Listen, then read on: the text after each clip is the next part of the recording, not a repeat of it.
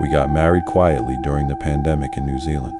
There were no crowds, no music, no family, just the two of us trying to make something small feel special.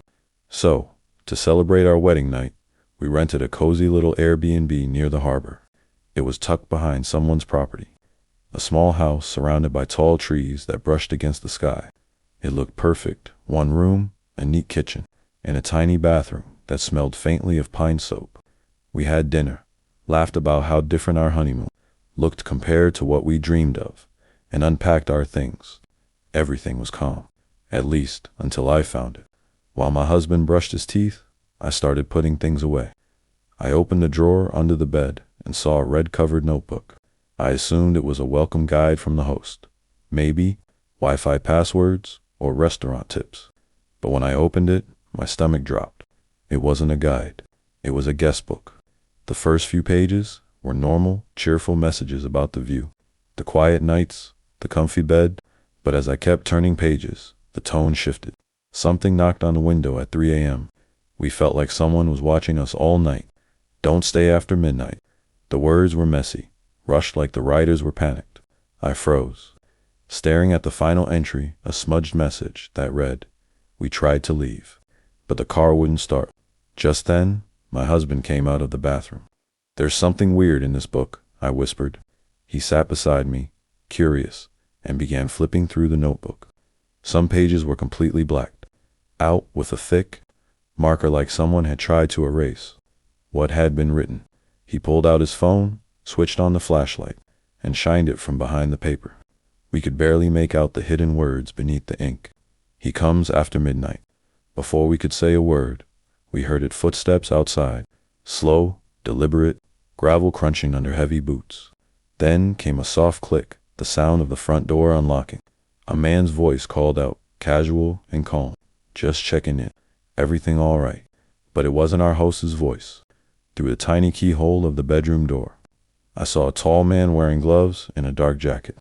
He set down a small black duffel bag on the table and began removing tools, a rope, something metallic, and what looked like duct tape. My husband grabbed my arm and pointed toward the bathroom. "The window," he mouthed. It was small, barely big enough for one person, but it was our only chance. We climbed onto the sink and pushed it open as quietly as we could. The man in the other room hummed softly as he moved around, the sound of drawers opening and closing echoing through the house. We squeezed through the window and dropped into the cold, damp grass outside. Then we ran barefoot, hearts pounding straight into the forest. The trees closed in around us, branches clawing at our clothes, until we burst onto a narrow road and flagged down a delivery van. The driver, startled but kind, took us to the nearest police station. We told the officers everything, the red notebook, the voice, the man, the bag. They sent a patrol car to the Airbnb. An hour later, the officers returned. They said the house was empty, no man, no bag, no footprints. Even stranger, when we asked about the red notebook, they said they couldn't find it. The drawers were completely empty, as if it had never been there. The next day, the police contacted the host. She claimed nobody else had access to the house. When we asked to see the listing online again, it was gone. Not just the listing, her entire profile had vanished. It's been years since that night, but I still check every Airbnb review before I book, and no matter how clean or charming a place looks, I always check under the bed, because somewhere out there, in a forest house by the harbor, a man with a black bag might still be waiting for his next guests, and another red notebook waiting to be found. When life finally broke me, I didn't even notice it happened. My name's Daniel, and last October, I needed to disappear. After months buried in screens and deadlines, snapping at coworkers, and running on caffeine and regret, I realized I was one bad day away from losing it completely. I needed peace, silence, isolation, anything that wasn't the endless hum of city life. I searched Airbnb for something remote. That's when I found a private cabin escape, 2 hours outside the city. It looked perfect.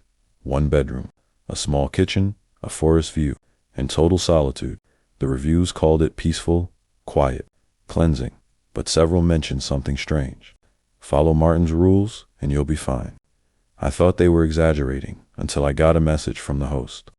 Martin, right before my trip, 2 rules during your stay. 1. Do not unplug the kitchen lamp. 2. Do not open the basement door, even if you hear sounds. Weird, right?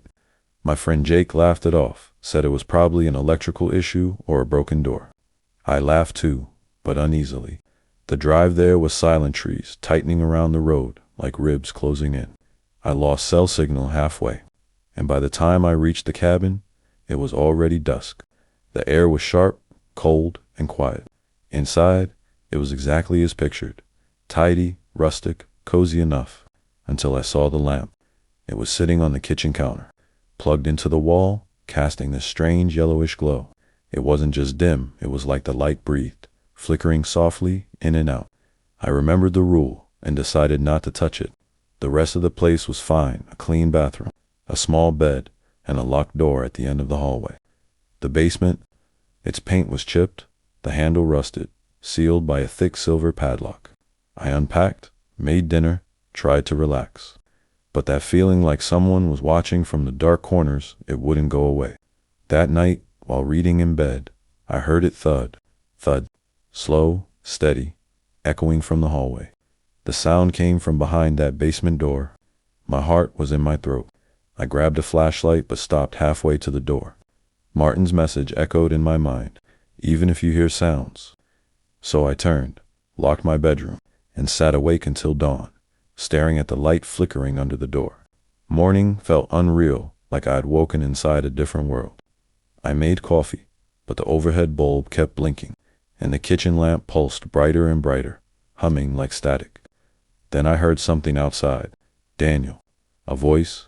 Not just a voice, my voice. It came from the trees. Calm, familiar.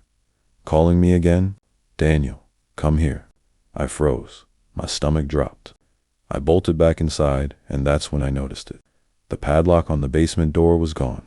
The door was slightly open, breathing out cold air. I panicked, grabbed my bag, ran to my car, but it wouldn't start. The battery was dead. That's when I saw it through the tree line, someone standing there. Same jacket, same jeans, same face. He didn't move, just stared. I ran back inside, barricaded the door with a chair, every muscle shaking. Hours passed. Then, around 2 a.m., knocking started on my window. Gentle, deliberate knocks. When I gathered the courage to look, there was nothing, only the reflection of that damn lamp glowing behind me.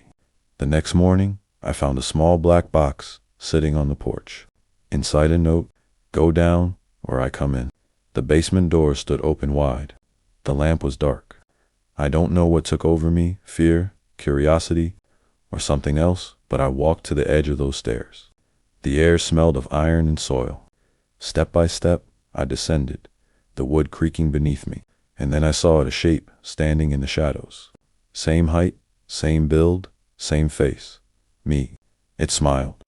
I turned and ran like hell through the cabin, into the woods, not stopping until my lungs burned. I hid behind a fallen log, waiting for the sun to rise. When I finally dared to go back, the cabin was silent, the door closed, and my car started like nothing ever happened. Later, when I checked my Airbnb profile, I found a new review written under my name, left a bit early, but next time I'll stay longer.